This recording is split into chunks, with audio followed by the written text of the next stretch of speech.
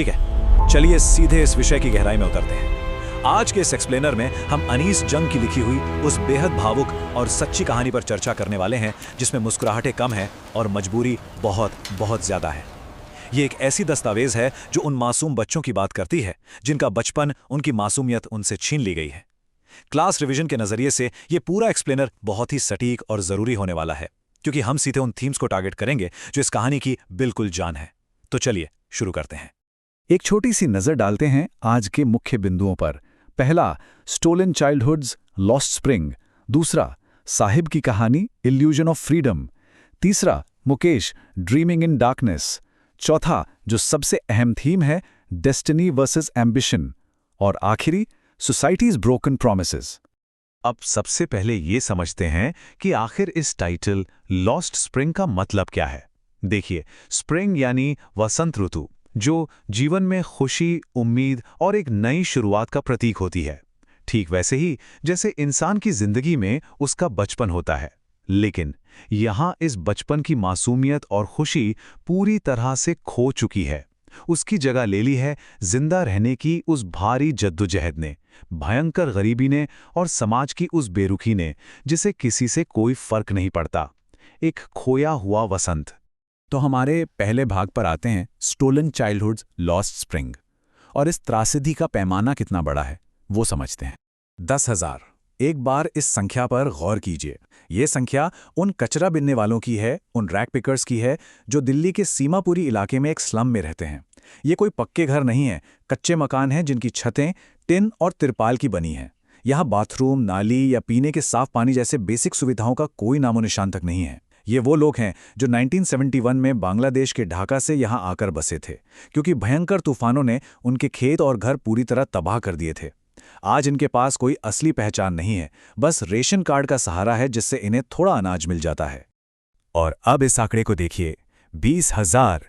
ये संख्या उन मासूम बच्चों की है जो फिरोजाबाद की चूड़ी बनाने वाली इंडस्ट्री में कांच की अंधेरी और दम घुटने वाली भट्टियों के पास रोजाना काम करते हैं। इन दो आंकड़ों को एक साथ रखकर देखें तो इस समस्या के विशाल पैमाने का, इस त्रासदी की गहराई का पूरा अंदाजा लग जाता है। ये सिर्फ 2-4 बच्चों की नहीं, हजारों जिंदगियों की कहानी है। चलिए अब दूसरे भाग की तरफ चलते हैं। यहाँ हम सीमापुरी की इस नंगे पांव घूमने वाली आर्मी के एक किरदार को करीब से जानेंगे, साहिब, इल्यूजन ऑफ फ्रीडम।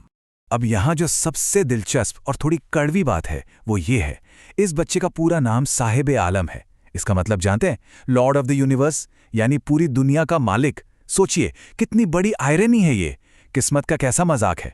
एक लड़का जिसका नाम उसे पूरी दुनिया का मालिक बताता है, वो हकीकत में अपने गुजारे के लिए कचरे के ढेर में भटकने पर मजबूर है। इन स्लम्स में कचरे यानी गार्बेज का मतलब बच्चों और बड़ों के लिए बिल्कुल अलग है।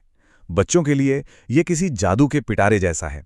उनकी आंखों में एक अजीब सी चमक होती है, क्योंकि उन्हें उम्मीद होती है कि शायद, बस शायद आज इस ढेर में कोई 1 या 2 रुपए का नोट मिल जाए। उनके लिए ये एक एडवेंचर है। लेकिन बड़ों के लिए, उनके लिए ये सिर्फ और सिर्फ जिंदा रहने का एक माध्यम है, एक मजबूरी है। और यही वो जगह है जहां लेखिका अनीस जंग ने साहिब से पूछा था कि वो स्कूल क्यों नहीं जाता। बातों बातों में उन्होंने एक झूठा वादा भी कर दिया कि अगर वो स्कूल बनाएंगी तो क्या साहिब आएगा। एक ऐसा वादा जिसका पूरा होना लगभग नामुमकिन था, और इस खोखले वादे का लेखिका को बाद में काफी पछतावा भी होता है। साहिब का एक बड़ा ही मासूम सा पर अधूरा सपना है, टेनिस शूज पहनना। वो अक्सर एक क्लब के बाहर खड़ा होकर अमीर बच्चों को टेनिस खेलते देखता है। उनके पास अच्छे कपड़े हैं, चमकते जूते हैं, लेकिन साहिब की सच्चाई ये है कि उसके पास पहनने के लिए चप्पल तक नहीं है। कुछ लोग अपनी इस गरीबी को छुपाने के लिए इस नंगे पांव घूमने को परंपरा या ट्रेडिशन का नाम दे देते हैं। यहाँ लेखिका को उडुपी के एक मंदिर के पुजारी के बेटे की याद आती है, जिसने जूतों के लिए लगातार प्रार्थना की थी, और सालों बाद उसकी वो प्रार्थना पूरी भी हुई। लेकिन साहिब जैसे हजारों बच्चों के लिए ऐसे सपने जिंदगी भर सिर्फ सपने ही रह जाते हैं। और ये बात इस पूरी स्थिति को बेहद शानदार तरीके से दर्शाती है। कुछ महीनों बाद साहिब एक चाय की दुकान पर काम करने लगता है। उसे 800 रुपए और रोज का खाना मिलने लगता है। पर ध्यान दीजिए, पहले उसके हाथ में कचरा बिनने का अपना एक प्लास्टिक बैग था। वो बैग चाहे कितना भी कचरे से भरा हो, पर हल्का था, क्योंकि वो आजादी का प्रतीक था। वो खुद का मालिक था। पर अब उसके हाथों में दुकान के मालिक का स्टील का कैनिस्टर है, जो उस प्लास्टिक बैग से कहीं ज्यादा भारी लगता है। इस कैनिस्टर के बोझ ने, किसी और की नौकरी ने उसके आजादी और उसके चेहरे की वो बेफिक्र मुस्कुराहट हमेशा के लिए छीन ली है। एक बिल्कुल शांत आत्मसमर्पण। अब हम साहिब के शांत आत्मसमर्पण को यहीं छोड़ते हैं और चलते हैं फिरोजाबाद की उन दम घोटने वाली गलियों में एक अलग ही किरदार से मिलने। तीसरा भाग, Mukesh, dreaming in darkness. Firozabad शहर, जो इंडिया की ग्लास ब्लोइंग इंडस्ट्री यानी कांच की चूड़ियां बनाने के लिए जाना जाता है, पर इस चमकदार कांच के पीछे का अंधेरा बेहद भयावह है। जरा तसव्वुर कीजिए, टूटे फूटे घरों में इंसान और जानवर एक ही छोटी सी जगह में रहने को मजबूर हैं। गलियों में कचरा और मक्खियां हैं और इन अंधेरी बिना हवा वाली भट्टियों के सामने बच्चे इतनी भयंकर गर्मी में दिन रात काम करते हैं कि धीरे धीरे उनकी आंखों की रोशनी ही चली जाती है। इन्हें दिन के उजाले से ज्यादा अंधेरे की आदत पड़ जाती है और सच्चाई ये है कि जवान होने से पहले ही इनमें से ज्यादातर अंधे हो जाते हैं। लेकिन इस घने अंधेरे के बीच मुकेश नाम का ये लड़का बिल्कुल अलग दिशा में सोचता है। वो कहता है, मैं मोटर मैकेनिक बनूंगा, मैं कार चलाना सीखूंगा। जहां हर कोई बस यही मानता है कि चूड़ियां बनाना ही उनका इकलौता जीवन है, मुकेश की आंखों में एक आग है। और सबसे अच्छी बात यह है कि उसका सपना हवाई नहीं है। वो एरोप्लेन उड़ाने की बात नहीं करता, वो जमीन से जुड़ा है। वो जानता है कि फिरोजाबाद के आसमान में प्लेन्स कम उड़ते हैं, इसीलिए वो सिर्फ उन्हीं धूल भरी सड़कों पर कार चलाने का सपना देखता है जिन्हें उसने रोज देखा है।